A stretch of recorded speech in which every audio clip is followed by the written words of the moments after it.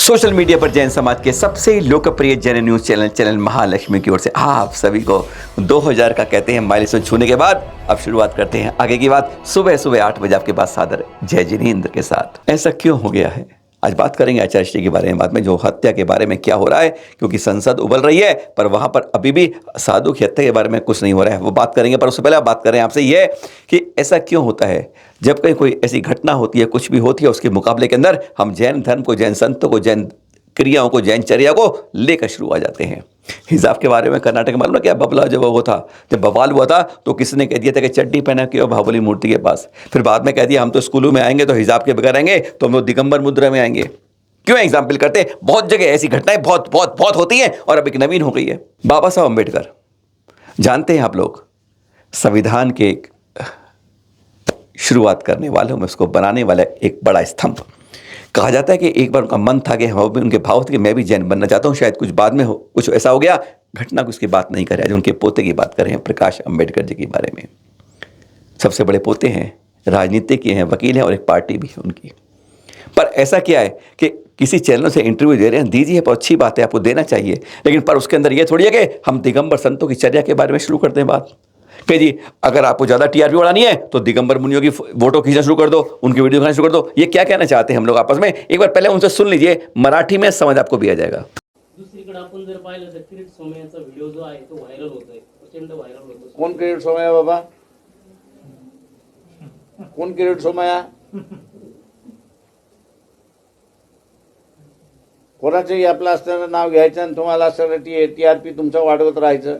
अरे त्या रस्त्यावर दिगंबर साधू पाहिजे तेवढे फिरतात ना, काढा फोटो आणि दावा तुमच्या ह्याच्यावर टीआरपी तुमचं वाढवण्यासाठी। समझ से बाहर हो जाता है कि जब इस तरह से कोई नेता हमसे बारे में इस तरह बात करने लगते हैं और वह बात चैनलों पे चलती है, चैनलों पे इंटरव्यू के अंदर चलती है, बहुत बड़ी बात होती है।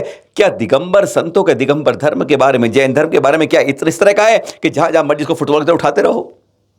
कहीं इसकी गंभीरता के बारे में हम, क्योंकि हम समाज वाले इस बात को नहीं कर पाते कि कहीं हमारे धर्म पर चोट होती है तो हम उसके कह सके कि भाई साहब ये गलत कह रहे हैं, आप इसको सही करिए, अपनी टिप्पणी इस तरह मत दीजिए। धर्म को भी किसी और धर्म के बारे में टिप्पणी नहीं आती, केवल जैन धर्म के संतों के बारे में टिप्पणी कर दी जाती है और हम चुपचाप सुन जाते हैं और वास्तव में तो खून का घूंट पी लेते हैं, नहीं बोल पाते हैं। क्यों?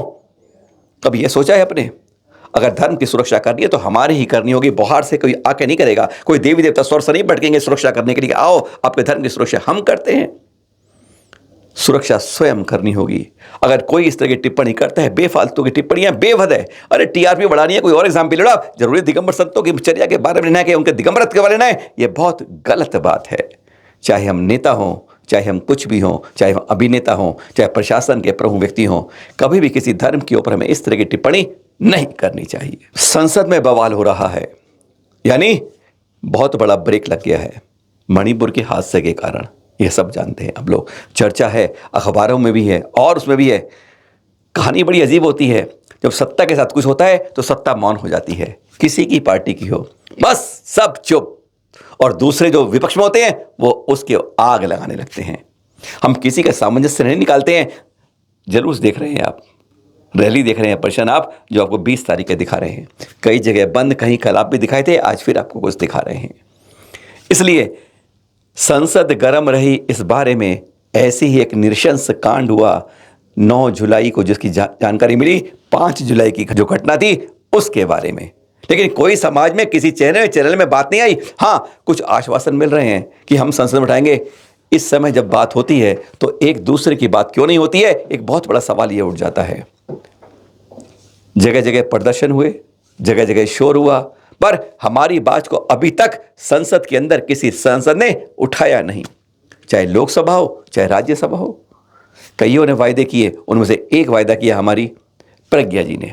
सुनेंगे आप जरा उन्होंने क्या वायदा किया और क्या कहा उन्होंने, सुन लीजिए। हमारे जैन मुनि थोड़ा सा खा करके अपनी पूरे जीवन की तपस्या आप लोगों को देते हैं। आज उनकी हत्या उन लोगों ने की है, लेकिन हमारे मुनि अपनी तपस्या की चेतना हम सब में भरे हैं और मैं चाहती हूँ कि पूरा आप जैन मुनि के साथ हमारे समस्त जैन समाज और पूरा हिंदू समाज जागृत हो, उनकी हत्या के बाद उनकी चेतना सब में व्याप्त हो और आगे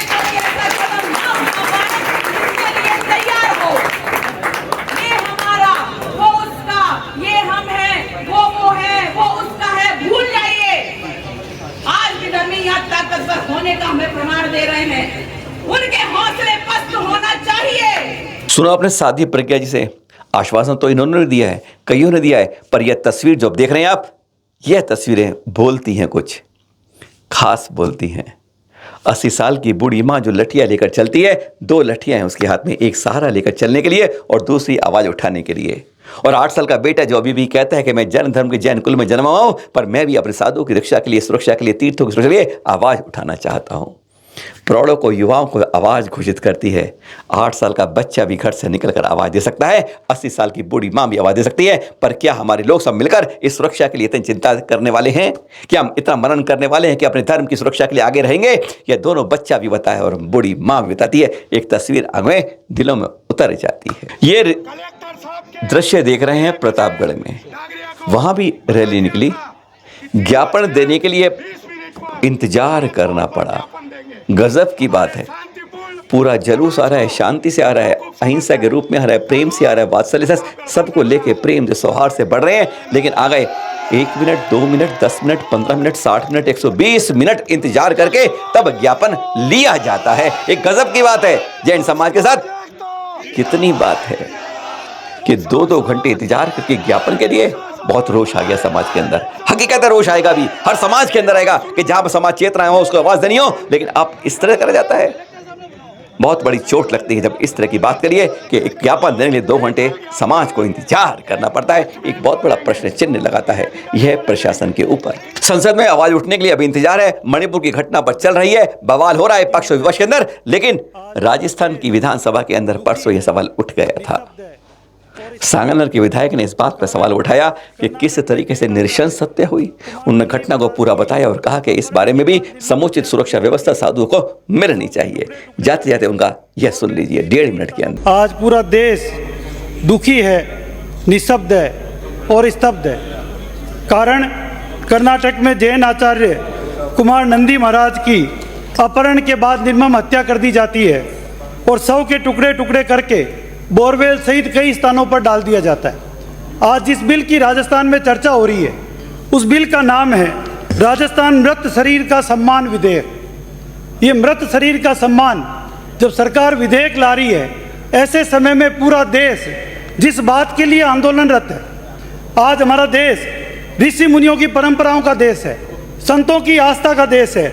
आज संत हमारी आस्था, श्रद्धा और संस्कृति के प्रतीक है। इस प्रकार से संतों के साथ जिस प्रकार का दुर्व्यवहार हुआ और आज सकल राजस्थान जैन समाज इस बात को लेकर उद्वेलित है। जगह जगह आंदोलन हो रहा है, जगह जगह रैलियां निकल रही है, जगह जगह ज्ञापन दिए जा रहे हैं। सभी जैन समाज ने आज व्यापारिक प्रतिष्ठान बंद रखे हैं। ये सर्व समाज के लिए एक प्रतिष्ठा का विषय है कि जिस बिल पर राजस्थान की विधानसभा चर्चा कर रही है, आज उस बिल का यदि आप देखें तो पूरा देश उद्वेलित है।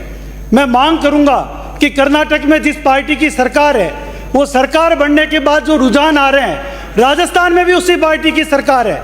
वो सरकार इस बात के लिए एश्योर करे आज के बिल में कि राजस्थान में इस प्रकार से किसी संतों के साथ कोई अपमान नहीं होगा, तब तो इस बिल लाने का सार्थक है। अन्यथा ये बिल लाकर केवल झूठी चर्चा करना, मैं समझता हूं उस बिल को एक बार जनमत के लिए भेजें और बिल पर चर्चा करवाने के बाद में आगे बढ़